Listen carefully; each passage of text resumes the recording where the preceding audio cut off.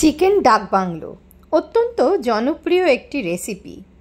British যুগে British কর্মকর্তাদের জন্য সার্কিট হাউসে ডিম, আলু আর চিকেন সহযোগে যে সুস্বাদু চিকেন কারিটি বানানো হতো সেটি এখন চিকেন ডাক বাংলো হিসেবে পরিচিত। এর জন্য চাই জিরে, গোলমরিচ, শুকনো লঙ্কা, এলাচ, দারচিনি, লবঙ্গ শুকনো খোলায় ভেজে প্রথমে মিক্সিতে গুঁড়ো করে নিতে হবে।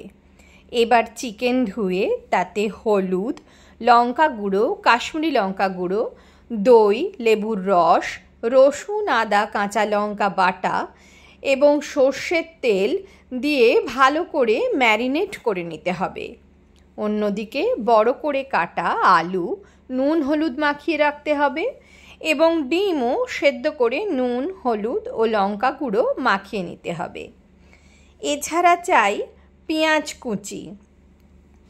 অনেকে টমেটো ব্যবহার করে, তবে আমি চিকেনের কোনো রান্নাতেই টমেটো খুব একটা ব্যবহার করি না। এতে চিকেনের সমস্ত ফ্লেভার আমার মনে হয় চলে যায়। এবার চিকেন ভালো করে ম্যারিনেট করে প্রয়োজন মতো নুন দিয়ে 1 থেকে 1.5 ঘন্টা ফ্রিজে রেখে দিতে হবে। তারপর কড়ায় সর্ষের তেল দিয়ে আলু এবং ডিম ভালো করে ভেজে তুলে নিতে হবে। এবার সেই কড়াতেই তেজপাতা ফোড়ন দিয়ে টুকরো করে কাটা পেঁয়াজ ভালো করে ভেজে নিতে হবে। পেঁয়াজ ভালো করে ভাজা হয়ে গেলে তার মধ্যে দিয়ে দিতে হবে ম্যারিনেট করা চিকেন। প্রথমে গ্যাসের ফ্লেম একটু বাড়িয়ে 5 মিনিট কষে নিতে হবে। তারপর গ্যাসের ফ্লেম একটু কম করে চিকেন ঢেকে দিতে হবে যাতে চিকেন ভালো করে সেদ্ধ হয়ে যায়। ভালো করে কষা হয়ে গেলে যখন তেল বেরিয়ে আসবে তখন গুঁড়ো করে রাখা মশলা দিয়ে আবারও ভালো করে কষে নিতে হবে। এরপর যখন তেল বেরিয়ে আসবে তখন তার মধ্যে আলু এবং ডিম দিয়ে আবারও একবার নাড়ানাড়ি করে প্রয়োজন মতন অল্প গরম জল দিয়ে দিতে হবে।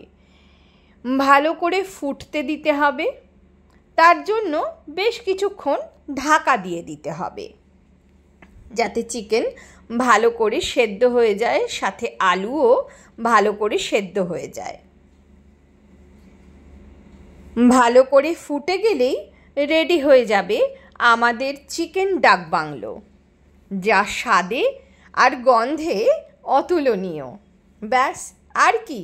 এরপর দরকার 1 থালা গরম ভাত, যা দিয়ে এই চিকেন ডাক বাংলো কখন যে শেষ হয়ে যাবে তা আমরা কেউই বুঝতে পারবো না। আপনারাও বাড়িতে একবার অন্তত ট্রাই করে দেখতে পারেন চিকেন ডাক বাংলো এইভাবে। খেতে সত্যিই সুস্বাদু হয়।